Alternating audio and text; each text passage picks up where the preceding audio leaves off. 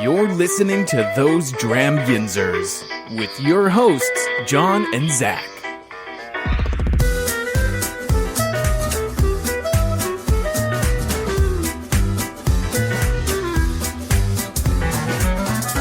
Hey everyone, I'm John.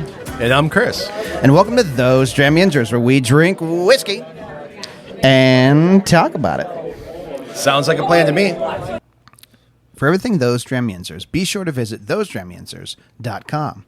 You can find our social media links, our Patreon page, the order form for our hats, and the link to Zach's favorite website. That would be dramit.threadless.com, where you can find all of your favorite swag for your favorite podcasters. If you're interested in sponsoring the show, want us to do an ad for your product, or would like us to try your product on the show, send us a DM or an email. Let's take a minute to talk about Frostbuddy. It's a great way to support the show while also getting something for yourself in return. It's the best all-in-one koozie you can ever have. Their universal buddy fits 4 different types of bottles and cans and can even turn into a full-on drink container with their additional lid. Use the link in our bio to check it out for yourselves. And if you buy something through our link, Frostbuddy will send us part of the sale. Again, great way to support the show and get something for yourself in return. This episode is sponsored by Laurel Oak Farm, the official beef supplier of Those Dram Yinzers. Owned and operated by our good friend Lee Scott. Lee is a 6th generation farmer. And this particular farm that they have now has been around since about 1980-ish. You can find their order form on all of our links. Check our link in our bio. It'll also be linked out in the show notes. Check out the order form and order some for yourself, because dang, is it good. Pairs perfectly with your favorite whiskey. So make sure you check out Laurel Oak Farm. I've been kidnapped, though, by the way. I'm here by duress. Yeah, I drug you over here. Well, you know, as Aaand, and by the way, we're with Chris McGuigan. Yes. All right. And moderator with the group for a bit now. Yep. But also figured I definitely want to get you on because you are a member of the show's Patreon. I am. So That's again, right. We've said it, but I'll say it to you again. Thank you very much for joining that. We appreciate it. Happy to support it. Yeah. I love the fact that you guys are doing this. Yeah, thank you. So we're at the 8th anniversary whiskey share for Pittsburgh Whiskey Friends. I think we got just as many people as we had last year. Yeah, it looks about the same. Yeah. It looks about the same. About 100. This looks good. Good crowd. Plenty of bottles. Not going to have an issue choosing what I want to drink. That's for sure. You are? I'm not. Yeah, I've already, hit some choice paralysis. Yeah. The Bogger table looks amazing. I've already had 2 of the whiskeys over there, which were great. Then I had to eat the phenomenal spread that's been provided here today. Oh, yeah. But so the palate has cleansed at this point. So the peat's going to come back at the end. Yes. But in the meantime, I want to try everything else before the peat wrecks my palate. Yeah. For the other stuff that's out here right now. Yeah, I have had someone brought Iron City's rye. Well, not their rye, but like one of their more like the sourced ones from one of the other places Matt worked. Cool. Had that, and then everyone's been raving about the St. Cloud Festivus bottle. Oh, I have you seen not that one over there? No, I have not. It's got like a very like cinnamon, like pine, like taste to it. Oh, that is. Rick House was talking all about it when he first got here. He's like, "Oh my god!" So I was like, "Well, if Rick's freaking out, I gotta go try this." Yeah, Festivus bottle, cool. Yeah. Not to give Aaron anything else to do, but we should totally start bringing racks. Just empty racks of these things, and then the whiskey bottles all go on the racks, so you could see what's there. Because part of the problem is it's there's so many amazing bottles here. When people come to this, they always kind of bring their little gems, their favorites, and stuff like that. Yes, but it's hidden behind other bottles, or the labels turn the other way, and I want a whiskey library when there's this many bottles. Oh, we totally should start like an Excel file or something. We will create. That's how I actually catalog of my whiskey is a Google Doc. Google but we'll do our own whiskey Dewey Decimal System. Ooh, yeah. Just really, really kind of geek it up here. And then we'll find somebody who can develop an app. And then there'll be a whiskey share app where you can find out if people have brought stuff before. we'll pay them with whiskey. Yeah. Everyone will palm us a bottle of something, and there you go. You get one bottle from every barrel pick. There you go for the next 5 years, and I can't say anything. We get paid in ground beef. So, our sponsor for our show, which you would have heard the ad earlier, is Laura Oak Farm out of Butler. Wonderful, and we're doing a trial run for both parties because he's never done marketing like this before. So he's just paying us in really fresh ground beef. Yeah, that's actually a phenomenal payment. Yeah, exactly. That's a good deal so you can on pay everyone's whiskey. part. Yeah. So I want you to talk about, we're here about this, the club, the group. So I want you to talk about that. I want to talk about your intro into the group. How did you get into here? How did you then end up becoming a mod? All that stuff. Your story. So my first share was 6 years ago. It was actually the second anniversary. No, I lie. It was right before the second anniversary. It was the Fish Eel share that before the second anniversary. So 20 months into it, down at Leaf and Bean. Yes. But prior to that, I was actually on a different Facebook group for Whiskey Tribe. Yes. And I was just looking for people in the Pittsburgh area. And Aaron actually picked me. He's like, hey, come check this out. Yeah. And I did. And I absolutely loved it. Would go, especially back then, most of the shares were down in the strip. Yep. And I lived in Troy Hill. It was really easy. Walk down, stumble home, perfect. And I just got involved. It was great. The group is phenomenal.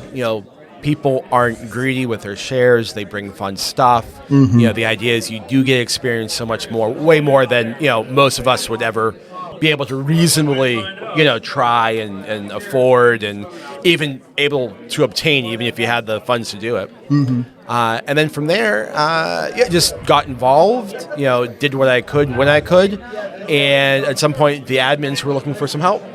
And so they reached out to a group of us as the first kind of round of mods. I was ecstatic. I was honored and happy to be considered. Yeah. And so I accepted it. And now it's just, yelling at people, which is great. It's fabulous. I almost never post, just yell at people. I love it. I know. I do love our Discord channels. Fun. So let's go back a little further now. Yeah. Tell me your whiskey journey. How did you get into whiskey? What was your intro? Part of it was just wanting to. So at some point, 20 years ago or so, that's the concept of Scotch. It was actually Scotch is what started. Okay. The concept of Scotch just started to fascinate me. The history, the age of these distilleries, the fact, at some point I realized it was all basically the same thing. It was all just barley. There wasn't like a bunch of crazy different things going into the initial distillate. Yeah. And so I just wanted to get into it.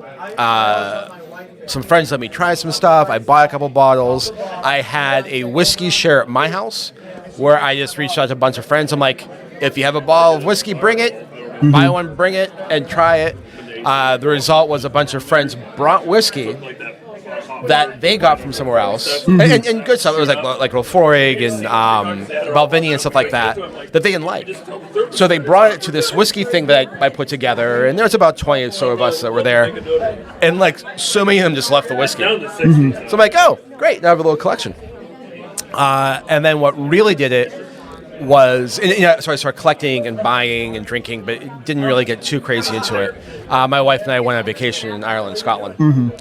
And while I was over there, I'm like, I'm going to go to Islay. I want to do Islay. If you're there, you might as well, right? Well, I'm like, let's do it. And, I asked my wife, does she want to go on the tour with me? And she's like, nah, I'll figure out something else to do. It's Islay. There's not much else. She didn't really figure out anything to do. But I had a blast. Yeah. And so just going to the various distilleries, there's a cab company that you basically pay them, and they know everyone. It's Islay, right? There's 20 people that live on there. there's more than that. But, you know, so you pay them, they come pick you up, they drive you from distillery to distillery, you roll there like, oh, you're a Le Mans boy, yeah, come on in. And it was just a phenomenal experience. I learned so much more about the process, and the history, got to see everything as it happened. You know, made some great, you know, temporary friends along the way that we, you know, would go to the distilleries together. And that was it. I was just hooked at that point. That's awesome. I love that it was Scotch was your intro. Yeah. Scotch was my in. I mean, that's what I love about asking that question, is because everyone has their own journey there, Yep. right? Mine was through, I've said it, our listeners are like, shut up, John. Mine was through flavored whiskey, right? Zach's was bourbon, pretty much, you know, actually, Zach's is the show. Zach really started drinking when we started the show. You know, we have other ones like Aaron where if there's a familial tie to it, you know what I mean? That's why I love asking that question. Yeah, it's a fun question to go through. And even, you know, myself think of it, because sometimes you kind of forget where you started as you're going through, ooh, what am I going to drink tonight? What am I going to bring to the share? What am I going to do? Yeah. And just stop and pause every once in a while and be like, oh, yeah, someone gave me a bottle of really horrible American single malt that they didn't like, but I kind of liked it, you know, and just like remembering things like that. Yeah. And unfortunately, I do not remember that single malt. It was like in Virginia. It was like a Virginia single malt. At this point, it would have been distilled like, I think by like 25 years ago. But yeah, every once in a while I Because there's think of that one, what is, I think it's literally just called Virginia Distilling. You know, it might be that. They do literally. American single malts. Now, I don't know how long they've been doing it, but it might be them. You All right, can't that's find a gonna lot of be- them up here, though. That's going to have to be a Google search Yeah. in a little bit. Because, no, it actually might have been Virginia Distilling. Now Yeah. that you mentioned, that might have just been it. And, yeah, it wasn't bought up here. It was someone... And that was probably, I mean, if It was we like a tried re-gift. it a while ago, you know, that's probably still very early on in the American single malt, push, you know. Yeah. Because I feel like a lot of them, everyone had the same idea at the same time. Yeah. So now they're all releasing bottles because they've all been aging, and you know what I mean. And I like seeing it. I like that, you know, they're pushing for proper, definition of what it is. Classification. Yeah. Thank you. You know, and which is great, because the more we can add the knowledge to everyone of the different types of whiskey that isn't just bourbon. Correct. Which, nothing wrong with bourbon. Personally love bourbon, but there's so much more out there that people don't realize, you know. And Scotch is whiskey. Yes. You know, and you know, things like that. There's going to be a lot of confusion. It's like, oh, I like whiskey. Oh, you like Scotch? Yeah, I don't like Scotch. I just like whiskey. Well, actually, you're trying not to be that Here's guy. my flow chart. Yeah. Here's my chart. Okay, where do you fall on this? Yeah. This is what makes it whiskey, guys. But yeah, no, in you know, I like the classifications and the definitions. I also like the experimentation. I think both are incredibly important to whiskey manufacturing and moving forward whiskey and how people perceive it, to your point. Yeah. Because you want people to know this is what this is going to be. And then kind of really get to experiment and play within, like, oh my God, you know, the location makes so much of a difference. Yes. The barrel makes so much of a difference. You know, and on the other hand, people are like, dude, let's do something different. Let's, you know, try cherry barrels. Let's try this. Let's do this, you know, because then that's how you learn more and it grows. Like, what is Buffalo Trace a few years back, more than a few years at this point, pushing the envelope of oak barrel. That nowhere it actually says American oak barrel. Right. It just says oak. Oak barrel. No, unused oak barrel. Yeah. So you'll see like the French oak, the Russian oak, yeah. And even how much of a difference that makes is just kind of crazy.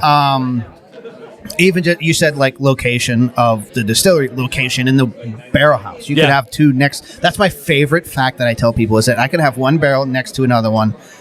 Everything is the same. They came from the same, like, still run. The grains are from the same. Like, everything is the same, but they come out so vastly different. Yep. In their own way, that it just is the same for me. It's the same wood. It's like everything. That's my favorite fact to tell people. Yep. This one is on the bottom of the rack. This one's in the upper part of the rack on the sunny side. This is, on the lower part of the rack on the, sunset side. Just things like that. Yeah, So have you ever had an experimental whiskey you haven't liked that stuck out to you just like, I will never do that again? Yes, but I couldn't for the life of me tell you what it is. It's always been like, oh, this is awful. Yeah, okay, no, I'm done. Bye. And I try not to judge it. One, they're trying something new, awesome, and two, what's garbage for me is gonna be treasure for someone else. And that's where I was gonna head it, not to get like, oh, what's your worth? Yeah, but like yeah. you didn't like it, but somebody else went. I mean, there's plenty of stuff I don't like that I know other people just like are dying for. So I literally go, here, you can have mine. Yeah. Yeah, I wasn't into this. It tasted like garbage juice. Here, but I think you'll love it. Yes. Yeah. Do you like that? Great. Take it home. Are you sure? I have 60 more. I did it to my brother. I gave him and his buddy, my brother Christopher. I have to press this because my brother Matt, and my brother Tomas are always on. Christopher hasn't been on yet. But him and his buddy are starting to get into whiskeys. And so he was over the house the other day, and we were talking about a couple ones. I was like, here, just take this one. Are you sure? Dude, I got 6 more of that exact one right here. I said, go ahead. It's fine. I got a picture later. Thank you. He said, thanks, I said, you're fine, bud. Go ahead. But yeah, so we kind of talked about your intro to the group, but like, what has this group like really meant to you over the past however many years you've been involved? Just, as the tagline says, whiskey's better with friends. And that's what it is, just the camaraderie, being able to hang with people and talk about it. Not all of my, friends are into whiskey, right? So to be able to have in a group that can geek out about it, discuss it, try different things, share, it's huge. Like both in person on the online community, just being able to talk about it, learn more, share ideas. So episode 94, I had to check my notes. I went to one of our shares out in Carnegie and interviewed a bunch of people that don't normally have on, people that were new to the group, new to shares, whatever, and they gave all their like, if someone's listening to this and has been to a share, what would you say? So from a veteran perspective and seeing these shares evolve over the many years since it started down in Leaf and Bean to now here, what would be your advice if someone who is either new to the group or thinking about coming to a share would be? Don't sweat it. Just roll in. You're golden. Just don't worry about judgment. Don't worry about, don't be self-conscious. Yeah. Just roll in, introduce yourself. Everyone's cool. Everyone's chill. Everyone will share with you. Everyone will definitely talk whiskey with you. That's not a problem. So, even if you don't have anything you think you're comfortable with bringing, just show. Yep. Just come, meet everyone, try stuff, talk about it. If it's something that you're just vaguely interested in, like, I want to get into whiskey, this is perfect. This is a no cost to you, zero cost way to try to a bunch of different. I mean, even like yes, we have a lot of people because this is the anniversary share, but normally it shares. I mean, we're looking at 20 people, usually. So no one listens to the rules of only bringing one bottle. So you have more than 20. I have no idea what you're talking about. The rules, you bring one bottle. That's it. We have 20 plus bottles of all different shapes, like types too. Yeah, right. It's not like all just bourbon, all PA, whatever. It's everything, and I mean it's the best way to try different things. Yeah. Even if it's a themed. Share. Yeah. People still push an envelope. Oh, yeah. Like, if I stick a fish ale share, in theory, you bring Isla whiskey. Someone's going to be like, well, this is a space side peated, so. Counts it's peated. And that's good. That works. Yeah. I always say when we had the Iron City share at the distillery, that was great, yeah. I always say never feel bad about bringing anything because Max brought black box whiskey. And it was gone by the end of it. I don't remember that. Yeah. Because I totally would have tried He had that. just got back home from one of his trips, and he saw it and Yeah. was like, "I gotta buy this." Yeah, yeah. And he brought it, and don't you know, everybody freaking tried it. Yeah, of course. And it was gone. Before Yeah. it was horrid. But You have people to are going to try it because it's there. Yeah. So even if you're just like, all I have is a bottle of Makers, no one's going to care. Yeah. You're good. Bring it. Bring it. You know what I mean? Someone's like, you know what? I need a palate. I need something to kick my palate off. Makers Yeah. is perfect. Let's go. You know what I mean? Yeah. So, yeah, I agree with you on all that. Yeah. Well, I'll stop torturing you. Oh, yeah, no problem. I'm happy to be on. No, I did This is have great. one more question. Yeah. Are you still involved with the Elks? In theory. I'm still a member of the Elks. Lodge 339 on the north side. With the kids, it's hard to get down Yeah. there.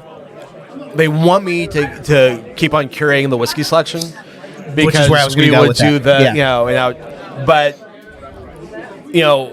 back in the day, pre-kids working on the south side, it was a lot easier to do, and now it's kind of hard. I really do want to get back into it, and in the future, I will. Yeah. But it's just hard to commit to it. Oh, yeah. Especially kindergartners. They demand a lot. Yeah. Yes. Because that's where I was going to go was, so we have another mutual friend that's not in the group because he doesn't live. He would be if he lived here. Yeah. Rob Benvin. Yep. And I know when Rob first joined that lodge, he really cultivated their beer program. Oh yeah. And I mean, I loved, we always had stuff there. Rob would always invite me over or whatnot. And I just loved it because it was like not your normal selection of beers. Yeah. And I know you had started trying to do the same thing with the whiskey, so that was going to be my question. It was, how's that been going? It was until you had it was going well. And, they will still, Ray Link, who is a very, very involved member down there, will still go and buy special whiskeys and stuff like that. I was just more experienced with tracking stuff down. Yeah. And, I started a relationship with a fine wine location. Yeah. Whereas I wasn't getting preferential treatment, but it's easier to be like, oh, yeah, I'm going to come down and get this. Yes. And things like that. Yeah.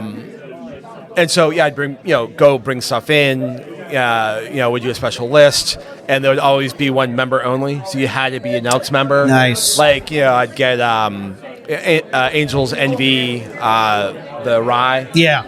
I Great got Booker's one time, stuff like that, where you had to be a member because, we had a little algorithm to figure out how much to charge for it. Yep. And we were way cheaper than you're going to get anywhere else. I mean, we'd normally just divide it by, 16 pours per bottle and add $1.50, $2, and that's it. Because we weren't into really make money. We wanted any money we'd make would go into the charity. But and I think that's the other thing that I enjoyed. I got to try these different beers, but not at crazy prices that I would have seen at a bar or something like that. Exactly. Yeah. And the money went back to the lodge. Yes, exactly. So either, it's a beautiful historic building, so either into the renovation or upkeep of that, or to, Elks is a charity organization that you just drink a lot at. Yeah. So, it would just go into something like that. Yeah, because now things coming back to you, we were talking about, as you talk memories, because we had that panel with That's right. Rick Seaback. Yep. Rick and the podcaster. Mark. Yes. I'm going Whiskey Cast. Whiskey Cast. Yes. Yeah, but drawing a blank on Mark's last name. Yeah, because he came in for that and ran it. Yeah. We had Dad's Hat, Liberty Pole donated a lot. Yep. That was actually a really, a tragedy for what we were raising the money for. Yes. But the actual event was a lot of fun. Yeah. We got to get them in on the barrel picks we have with PWF so that they could have a bottle there. Maybe that's a member, something. Yeah, just to get PWF's feet in there. Too. I mean, they already are with you, but you know what I mean? Yeah. I'm always trying to when we have barrels, the barber I used to go to, they always had a bottle of whiskey if you wanted to drink some, and I was like, hey, do you want to get a thing of, I've actually tried that. Oh, okay. And it's not that it's impossible. It's just, again, the lodge is a nonprofit organization. they don't have a whole lot of money necessarily. No. Right? I mean, for them to buy a bottle of one of ours. Oh, buy a bottle Yes, of it. buy a bottle. I thought you meant like get the so barrel the next and bit stuff coming like out, that. like have them buy a bottle. You know what I mean? Yeah. Always have like a PWF like single barrel at the bar. Yeah, I'd have to look into that. That might get. We're not getting into the legalese of licensing in Pennsylvania, but it gets weird in like non-logical ways sometimes. But yeah. All right, well, I will stop torching you. Yeah, no Thanks for sitting problem, down. man. Yeah, thanks a lot for having me. You were the mod that was here early, and I was like, okay, Chris is going to help me start. And plus, again, with you being Patreon member, so again, thank you. Yeah. Definitely want to have you sit down because we could. Because we don't always get a chance to do that with our Patreon members. But, yeah, appreciate you. Thanks for sitting down. Yeah, and, thanks a lot, man. Come back later. Let me know what was your favorite pour. Will do. All right. Appreciate it. Thanks, man. All right, thanks a lot.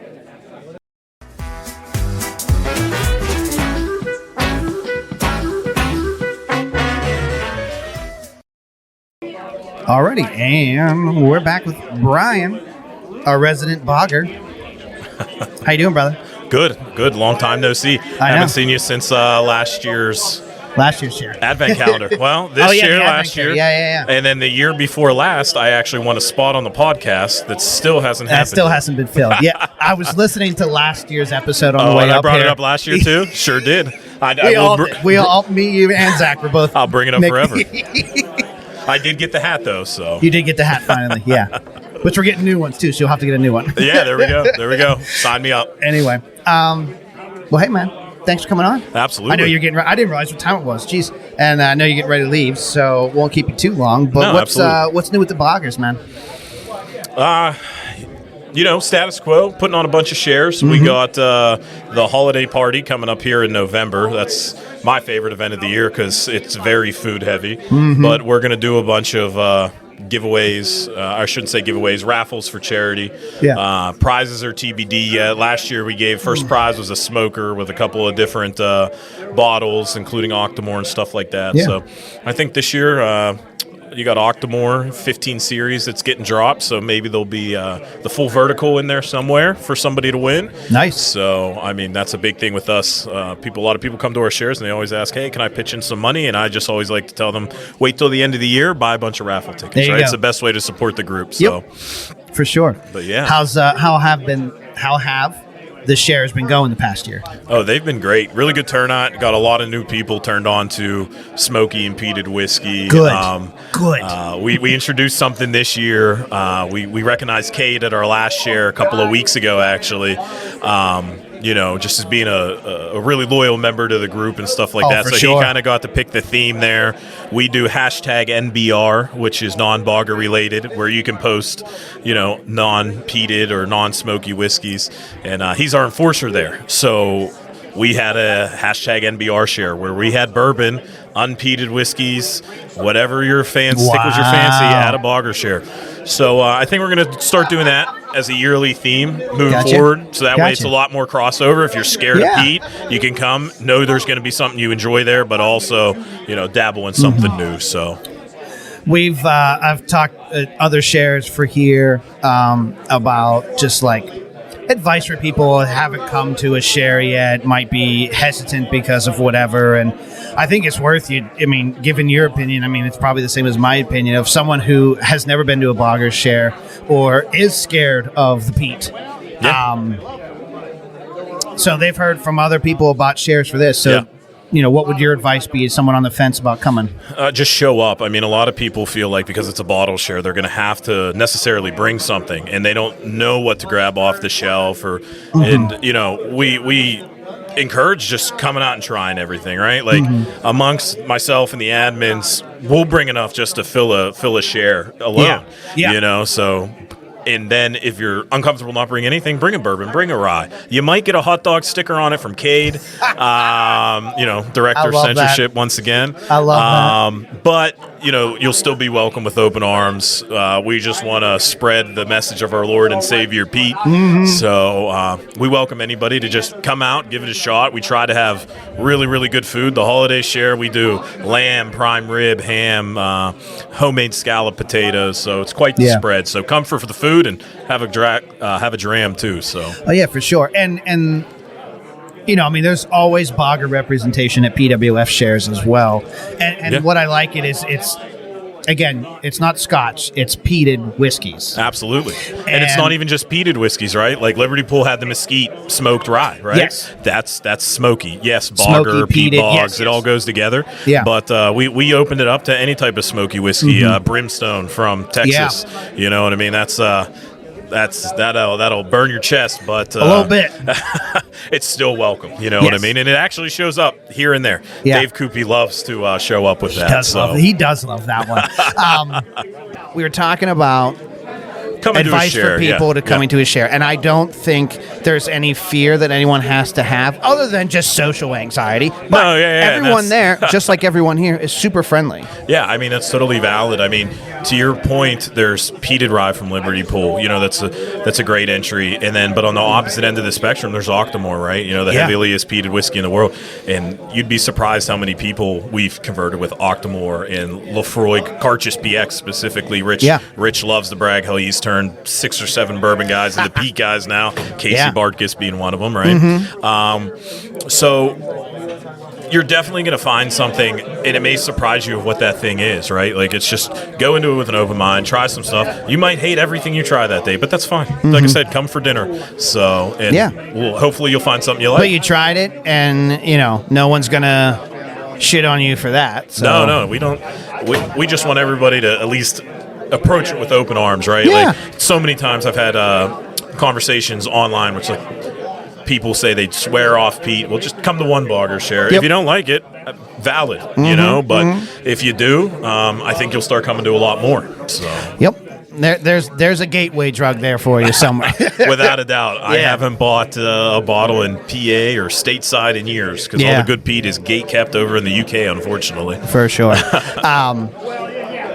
I was going to say something on that, and now it's gone. I don't know. Whatever. Yeah. But I thoroughly, when I'm able to get to a Bogger, it's like I love going. I love finding that corner at the VFW when you guys are there, and there's something out there. And even if you've tried it before and you're scared, you probably just tried the wrong one. Absolutely. That's me. Yep. I did not like peat when I started whiskey, and so I stayed away from Scotch because I only tried like the worst one, quote unquote worst one. Well, the worst one for you, right? So that's like yes, thank you. That's why I said the air quotes. Yeah. So I hated peat. I run a peat and smoky whiskey Facebook group now, but I hated peat 6 years ago. But then, because what had happened was, I had Lag 16. I'm still not a huge Lagavulin fan, but for me, that was a terrible whiskey at the time. Now, I've grown to appreciate it for what it is, but then it took, trying Ardbeg and Octomore and getting punched in the face with a different type of peat, where I was like, holy crap, and then I never went back ever again. So, Jura. No. That was my first one. Oh, yeah. That's what I'm saying. That makes sense. Okay, when I said bad for you, that is bad for everyone, to be fair. So yeah, my buddy who was at the time like a whiskey aficionado, was like, for his birthday, he did a whole line, and that was one of them on there. Yep. And I was like, this tastes like Band-Aids. I cannot. So I stayed away from it. Yeah, absolutely. And then I met the group, like PWF, and Aaron hit us with some good ones right off the bat, and I was like, I'm hooked. Yeah. I'm hooked. And then now you guys are here, and I never feel scared when I walk over to the Bogger's table or a Bogger's share. Yeah, we'll bring some sneaky stuff. I brought a barely legal Scotch, 3 years old. It's a Port Charlotte, and man, it is just a peat bomb. So what makes it a barely legal Scotch? To be a Scotch, it has to be aged a minimum of 3 years. So okay, obviously, I knew there was an age thing with Scotch. Yeah, okay. Yeah, so bourbon, it can kiss the inside of a barrel. And it can be bourbon, but with Scotch, it has to be a minimum 3 years old. I would expect a little bit higher of standards like that from Scotland. Well, I mean, they also allow artificial coloring, right? Well, so that's true. You got that's the E150 true. drama with Dalmore. Yeah. I mean, yes, there's a higher standard there, but for different reason. I think, and I don't know the exact reason why it's a 3-year-old threshold, but I have something to assume it's for the climate, right? Probably. I mean, you could set something in a barrel for a year. Down in Texas, it's going to turn into something like Brimstone, all this crazy, not necessarily good flavor, but crazy flavor, where in Scotland, it'll probably still taste like White Dog, after a year. So just given their climate. So that's a good point. But yeah, I mean, just come out, give it a shot. Like I said, we got a killer time, killer excuse for a date night. You know what I mean? With the holiday share, just with the food that we try to prepare. The food, anyone I've been at, the food's just been fantastic. And I joke that I don't like whiskey. I like catering, and whiskey's just the way that I get to cater for everybody. I like to cater, unpaid, mind you, but I also bring whiskey with me. Yes, exactly. So November 14th. I believe it's November 16th. 16th, excuse me. Saturday. It's a Saturday. It's always, our shares are always Saturdays, 5 to 8. We have a couple different locations. One's in Canonsburg. This one will be actually at our Bogger Hall, as we dubbed it. Graciously, one of our admins is a City of Pittsburgh firefighter, so we get to use his Union Hall. Yeah. Nice, big, open space. That's a beautiful space. Yeah. I mean, so it really works out great for everything, so... that's where that one will be. It's down in Hazelwood on November 16th, if I'm not mistaken. But check out the Boggers United Facebook page. That'll tell you exactly where it's at. For sure. We'll have to. I'll look at our little bio link thing, and I'll figure out how to be able to share those. So if they're not on Facebook or whatever, they can at least get to the. So we post an event calendar at the beginning of every year. So now that we already have Feshile already booked at the Union Hall next year. I think Burns Night's already booked as well. And then because we can book a year ahead of time. Okay. So by December, January, we're going to have all of our 2025 events booked and on the calendar. And we post a poster, if you will, the events at hand. So we'll figure out how to get that on our bio link so people can access it easily. Yeah, that'll be great. We appreciate it. So. Cool. All right, man. Well, I'll let you go. Appreciate you, John. Thanks, Stanton. Thanks for everything you do. Yep.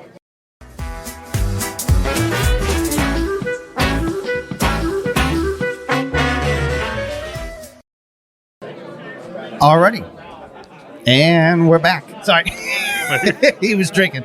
Next guest is Preston from Rusted Barrel Barbecue, who catered the event today. So everything looked, tasted, smelled amazing, man. Thank you. Very well. Thank you. Well done today. Thank you so much for gracing us with your cooking skills. Of course, we wanted to. We wanted to do it, so we're happy we got to.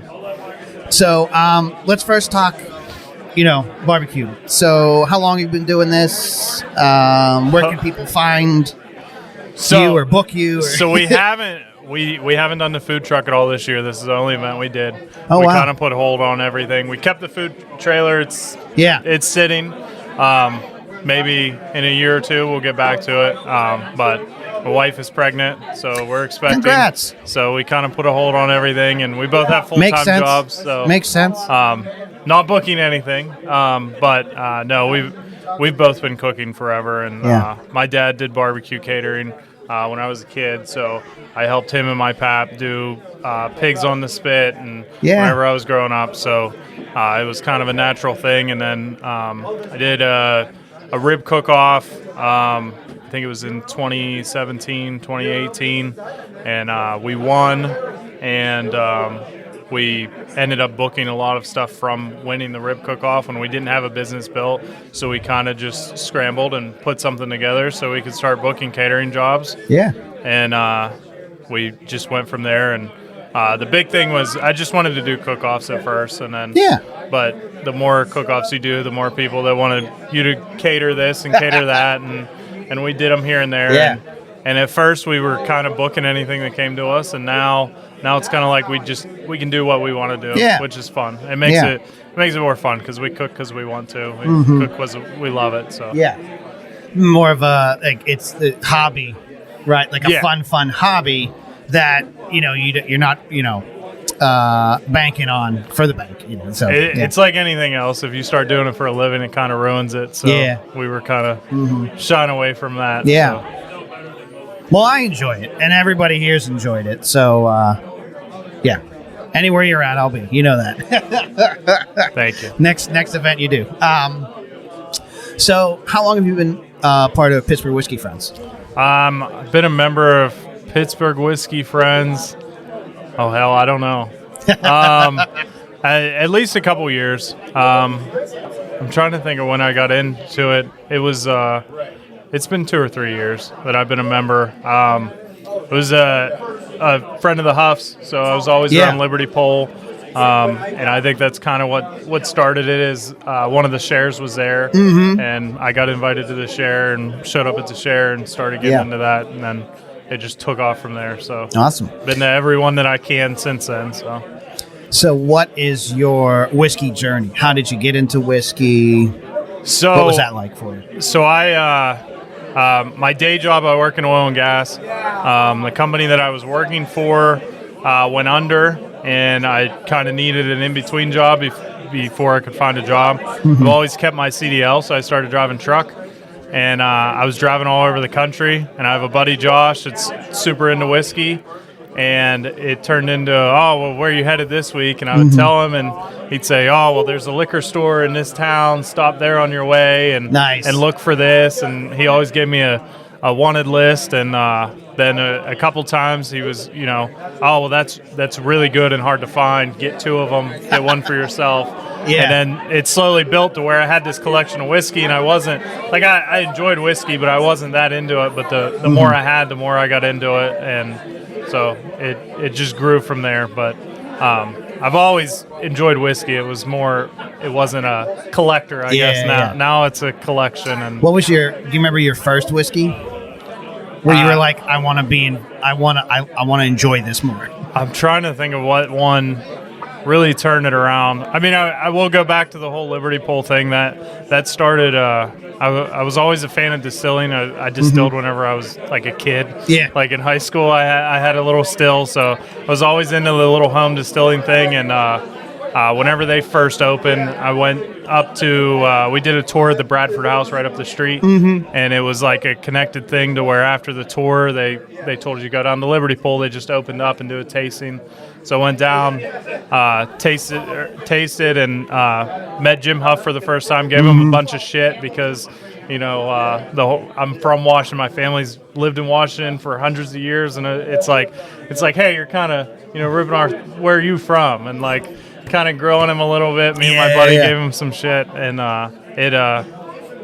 but I thought that was cool that they were doing it, and it was a micro distillery. I didn't know that was a thing until that point. It was more of just the big names. So cool, awesome. Well, hey, thanks. I know you're still doing your thing around here and enjoying. What's been your favorite pour of the night? I haven't had much. There isn't really anything that stands out yet. I'm still on the search for you're still trying. Crazy. I don't know. Well, then you have to come back and tell me what you like. Well. But anyway, thank you again for catering for us, especially since you haven't been doing a lot. And thanks for being here, man. Appreciate you. Thanks.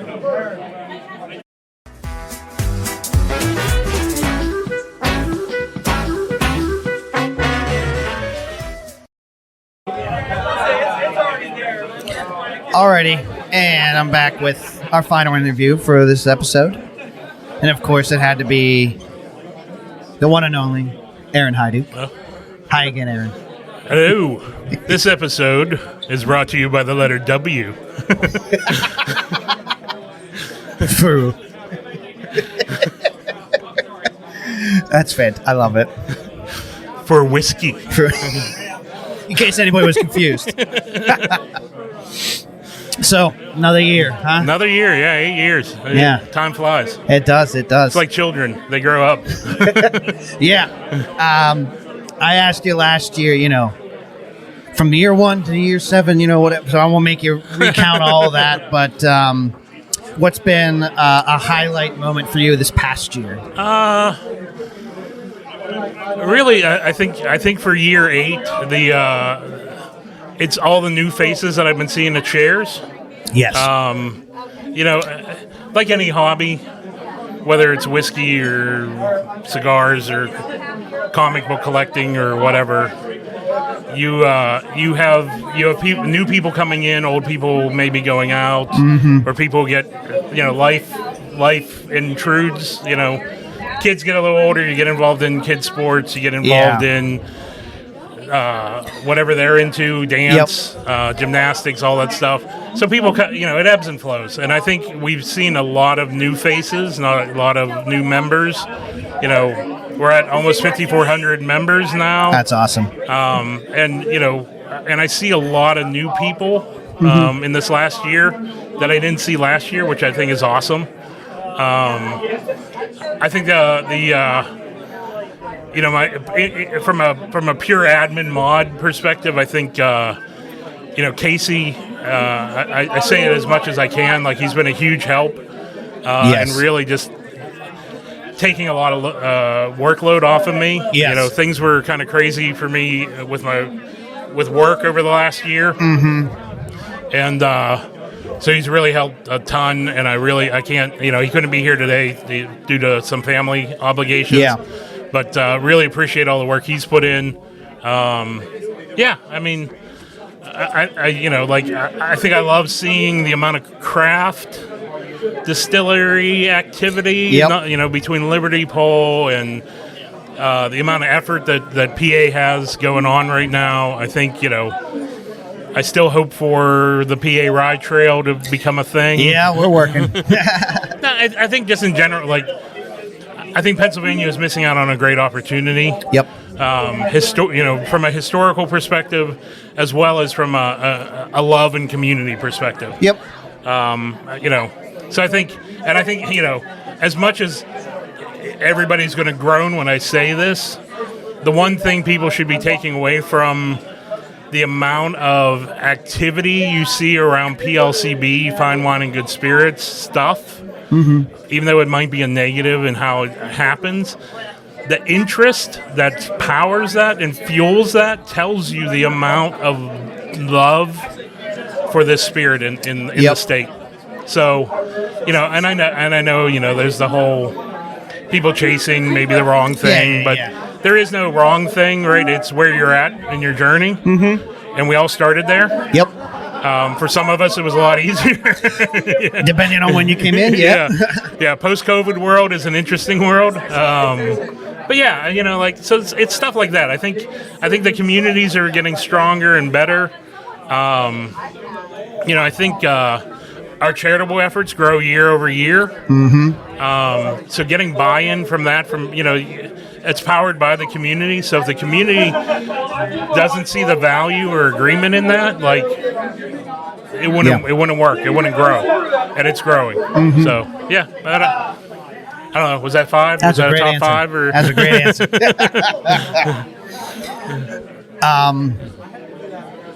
Where do you go from there? Yeah, I know. Stumped you. Again, this episode brought to you by the letter W.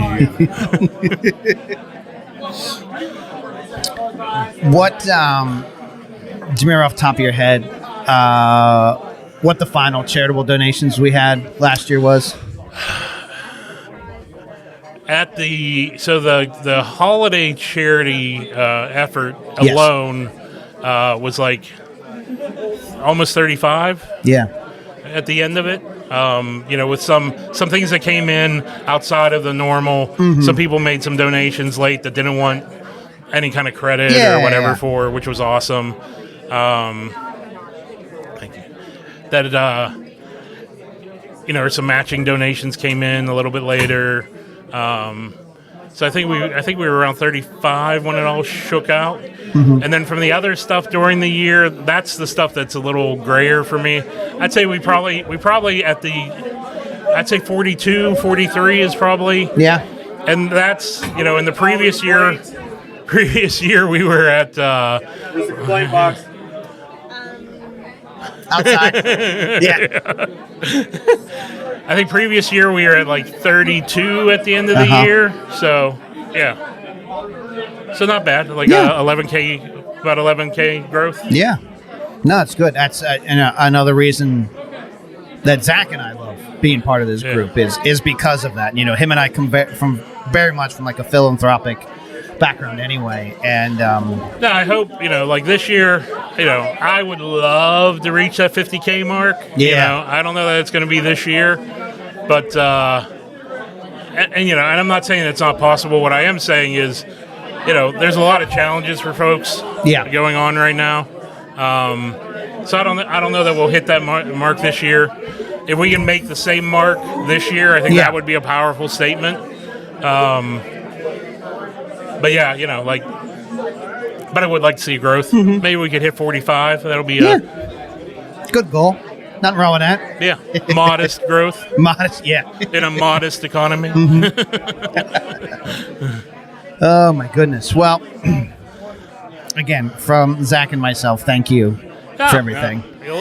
For the group, for us, I always tell people we wouldn't be here without you. The group and us, I don't know about that, but sure. Actually, I'd like to turn the question back around to you. Like, Okay. In this last year, what is some of your favorite things? Oh, easy for me, the Wilderness Trail. Yeah. That's the first pick I've ever gone on. First, big. I mean, I've done distillery tours down there, but Sure. not like that, and adding that whole aspect of it and getting to know. I knew Jason a little bit beforehand, but I really got to know him because him and I drove down together.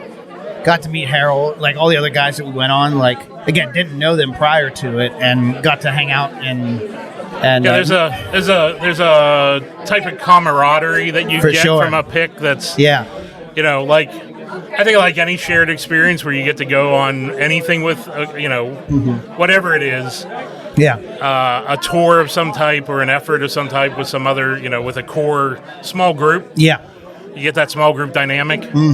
And you get to learn a lot about people.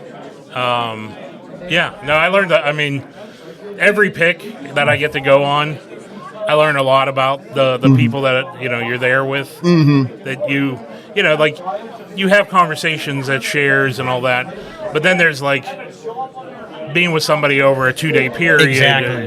That's a lot more in depth, a lot more.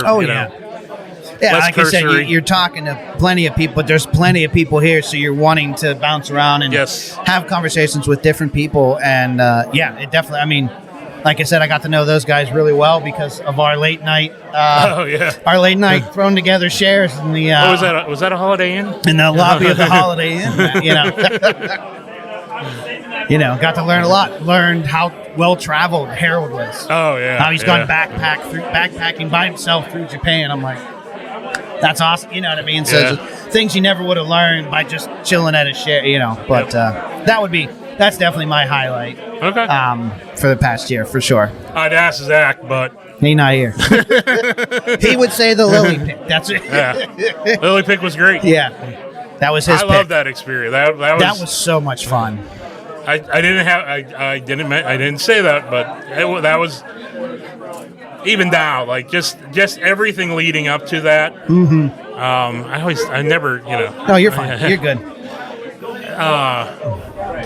Just all the stuff that led up to that pick. Yeah. And all the story that built around that pick. Yes. You can't ask for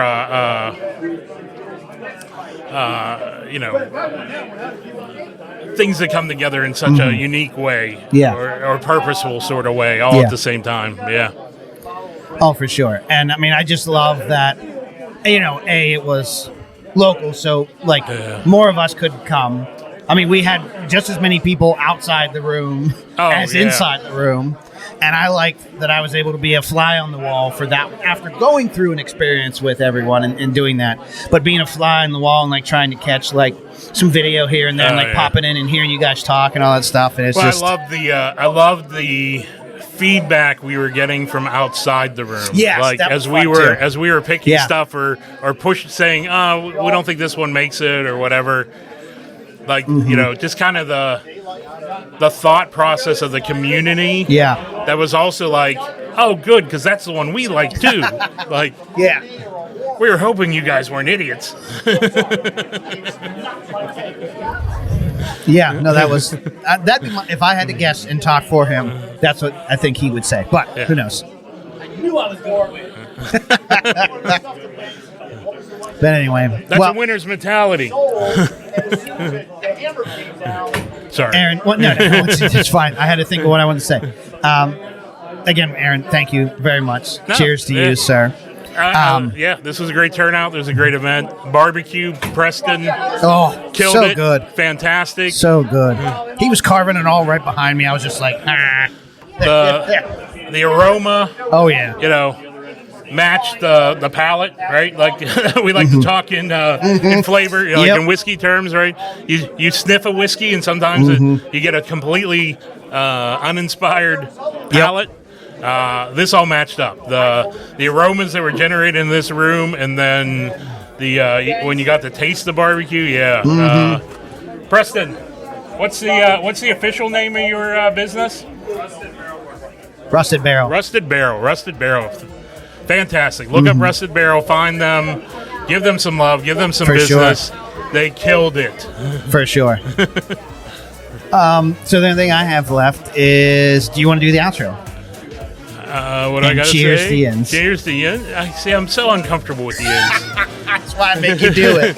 I'm always so terrible at it because I didn't grow up saying Yins. You're saying it fine now. I know.